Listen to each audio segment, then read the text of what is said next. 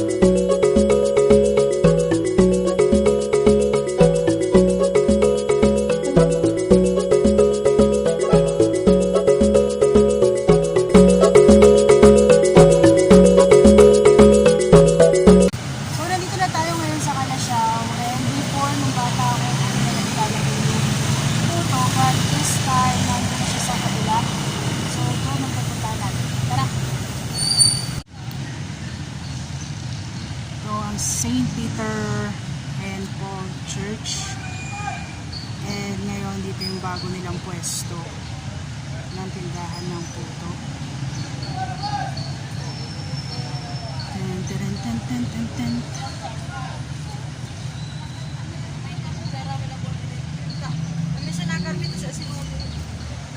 Maraming flavor.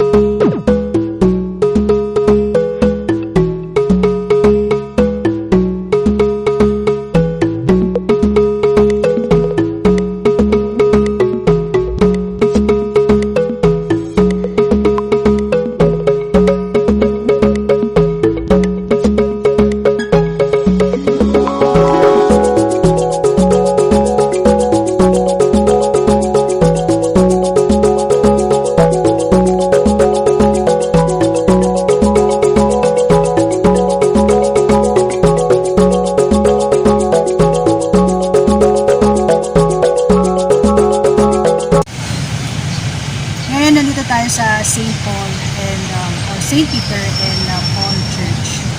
So hanapan ko muna ng kung saan ko paparada ang bike ko, and then pumunta tayo sa loob. A few moments later. Finally nakahanap ako ng pagpaparka ng bike ko, and then papasok tayo sa loob para tignan yung loob nito. Actually, this is one of the oldest church here in Pangasinan and in the Philippines. From what I searched is that this is it was built in 17th century at ilang beses na rin itong nasira dahil sa sunog and earthquake. And of course, God's will din siguro na gagawa ng paraan na ibalik at ayusin ang simbahan. So tara, let's check kung ano yung nasa loob. So, sa pagkakaalam ko, it was built in 17th century and it was made of cut stones and bricks. Ang dami na rin dinaanan ng simbahan na to and pinagmamalaki rin nila itong kanilang tower ng simbahan. So let's check sa loob. Wala na si Kuya.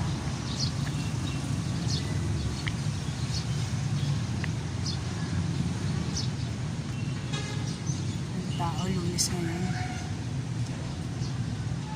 Since Monday morning, maybe walang schedule ng mass, kaya siguro nakapatay lahat ng ilaw. Pero as you can see, ang ganda ng pagkakagawa niya. And do you know na this church is also designated as Natural Cultural Treasure by National Museum of the Philippines and National Commission on Cultural Arts noong September 29, 2001.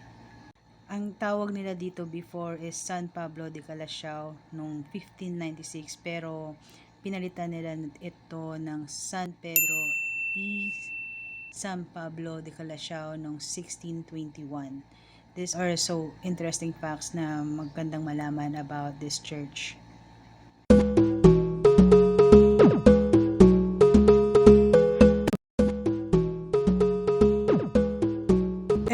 And ang final stop natin ngayon sa Calasiao, Pangasinan ay itong imahe ni Senior Tesoro. Nandito tayo ngayon sa Senior Tesoro Church. Ang imahe na to ay ang our Lord Jesus crucified in the cross. At kilala siya bilang Senior DIvino Tesoro or our Lord of Divine Treasure. Pangalawa ito sa pinakasikat na imahe dito sa Pangasinan dahil ang unang sikat is ang Holy or ang Our Lady of Manawag. Base sa aking pinsan and kaka-check ko din, ang piyesta daw ng Senior Tesoro will always fall every 2nd and 3rd of May. And I also found out that it is traditionally celebrated as town fiesta and time of homecoming of family. Nung dumating ako dito, naalala ko yung sinabi ng mama ko. Actually, first time kong nakapunta rito sa simbahan nun. And ang storya daw nitong Senior Tesoro ay isang maliit na crucifix na nakita lang sa munisipyo na paunti-unti lumalaki. Nung napansin nila na nagmimilagro, napagdesisyonan nilang ilipat sa simbahan pero lagi na lang daw bumabalik sa munisipyo. Kaya ginawa na lang daw siya ng chapel. Minsan or isa pang milagro na nalaman ko is ang Senior Tesoro ay sikat noong unang panahon daw. Nagkaroon daw ng malaking sunog sa bayan at malapit nang matupok ang buong bayan. Pero nung hinarap nila ang crucifix or yung imahe ni Senior Tesoro, bigla na lang daw humangin at naiba ang direksyon ng sunog. Isa pang nalaman ko, it was July 16, 1919 nung nagkaroon ng malakas na lindol dito sa Calasiao na umabot ng 7.5 intensity, kaya halos lahat ng bahay or establishment ay nasira except kung nasaan ang Senior Tesoro, which is ang munisipyo. To think na nasa fault line siya pero hindi ito or parang walang pinagdaanan, malinis at walang bahid na nagkaroon dol. Unfortunately, nung September 2008, nagkaroon ng isang sunog sa munisipyo at ang imahe ng Senior Tesoro ay nasunog at tanging ang kanyang korona na lang ang natira.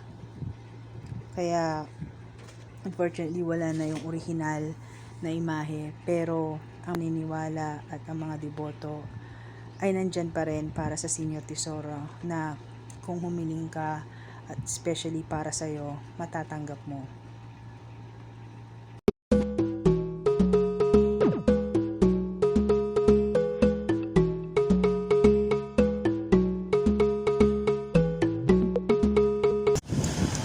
So that's all for today. Pauwi na ako, pero dadaanan ko pa yung kaibigan ko. Bahay ng kaibigan ko para deliver yung Puto. And I hope you like my video. And please don't forget to subscribe and like my video or share it. And see you next time.